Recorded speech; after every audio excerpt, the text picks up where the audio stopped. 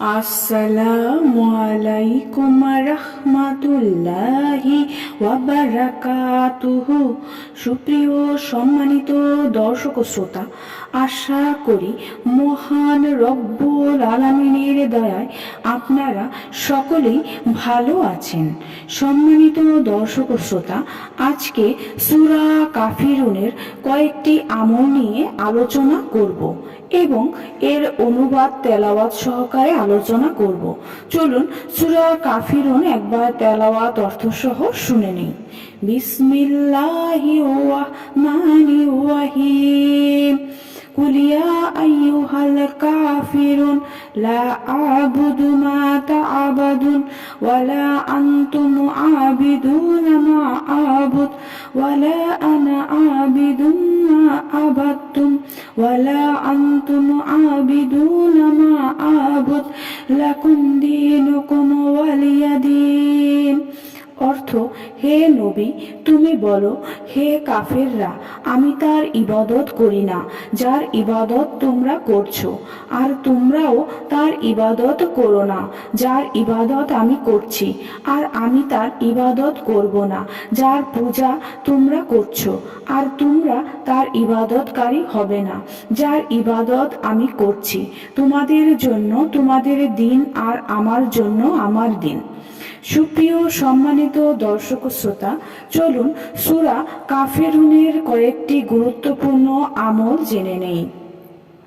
প্রথম যে সূরা কাফিরুনের আমল রয়েছে, এশার নামাজের পরে একই বৈঠকে ৪১ বার অজুর সাথে সূরা কাফিরুন তেলাওয়াত করবে এবং বিরতিহীনভাবে একাধারে ৪১ দিন আমলটি জারি রাখবে।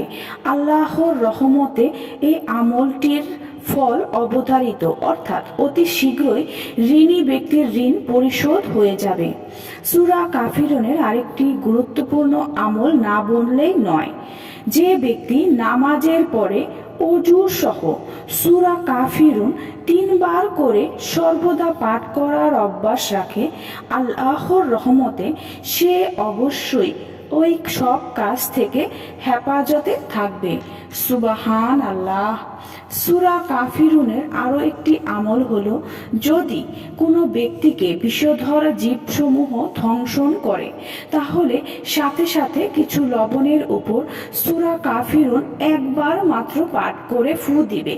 অতঃপর ওই লবণ কিছু পানিতে মিলিয়ে যেখানে ধ্বংসিত হয়েছে সেই স্থানে মালিশ করবে, আর কিছু পানি ধ্বংসিত লোকটিকে পান করিয়ে দেবে। এতে আল্লাহর রহমতে অল্প সময়ের মধ্যে ধ্বংসন জ্বালা উপশম হবে এবং বিষ নষ্ট হয়ে যাবে। সুপ্রিয় সম্মানিত দর্শক শ্রোতা, আরও একটি আমল রয়েছে, চলুন আমলটি আমরা জেনে নেই। যে শিশু খুব বেশি কান্নাকাটি করে, সূরা কাফিরুন অজুর সাথে ৩ বার পাঠ করবে। ওই শিশুর মস্তকে অর্থাৎ মাথায় ফু দিবে। এ আমলের ফলে আল্লাহর দয়ায় শিশুর ক্রন্দন হ্রাস পাবে, শিশুর কান্নাকাটি বন্ধ হয়ে যাবে। সুপ্রিয় সম্মানিত দর্শক শ্রোতা, আজকের ভিডিওটি এই পর্যন্তই।